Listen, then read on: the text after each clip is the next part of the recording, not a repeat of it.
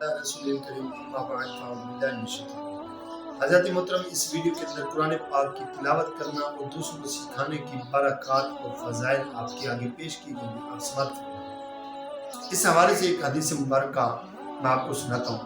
حضرت عقبہ بن عامر رضی اللہ تعالیٰ عنہ فرماتے ہیں کہ ہم ایک جگہ پر، یعنی صفا کا مقام تھا، وہاں پر ایک جگہ پر موجود تھے ہم، تو اتنے میں سرکار علیہ السلام تشریف لے۔ سرکار علیہ السلام کی تشریف آوری کے بعد حضور نے فرمایا کہ صحابہ، کیا تم میں سے کوئی شخص یہ بھی چاہتا ہے کہ روزانہ صبح کے ٹائم بطحان اور عقیق میں جائے؟ یعنی یہ بطحان اور عقیق یہ مدینہ منورہ کے دو بازاروں کے نام ہیں۔ بطحان اور عقیق جائے اور وہاں سے بہت اونچے کوہان والی دو اونٹنیاں بلا قیمت، بغیر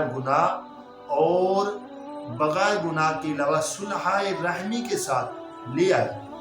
تو صحابہ کرام علیہ رضوان فرماتے ہیں، یا رسول اللہ، ہم سب چاہتے ہیں کہ ہمیں یہ اونٹنیاں ہم لیں۔ صحابہ کرام یہ حیران ہو گئے کہ تو اتنے میں سرکار علیہ السلام نے فرمایا، تم سب چاہتے ہو نا کہ یہ دو اونٹنیاں بڑے کوہان والی، اونچے کوہان والی ہمارے پاس ہوں؟ تو صحابہ کرام کہتے ہیں، یا رسول اللہ جی۔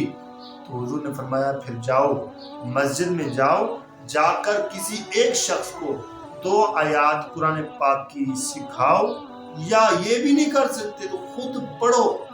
2 آیات پڑھنا 2 اونچے کوہان والی اونٹنیوں سے بہتر ہے۔ اسی طرح پھر فرمایا، اگر 3 آیات سکھائیں یا خود پڑھی تو 3 اونچے کوہان والی بلا قیمت، بغیر گناہ، صلح رحمی والی اونٹنیوں سے بہتر ہیں۔ پھر فرمایا، اگر جتنی آیات پڑھیں گے یا جتنی آیات سکھائیں گے تو اتنی اونٹنیوں سے بہتر ہے۔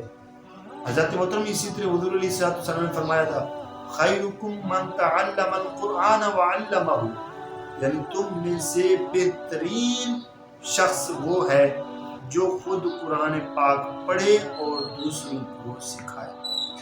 اللہ تعالیٰ سے دعا ہے کہ ہمیں قرآن پاک کی تلاوت کرنے والا بنائے اور دوسروں کو سکھانے والا بنائے۔ اللہ تعالیٰ ہم سب کا حامی و ناصر ہو۔ والسلام ورحمۃ اللہ۔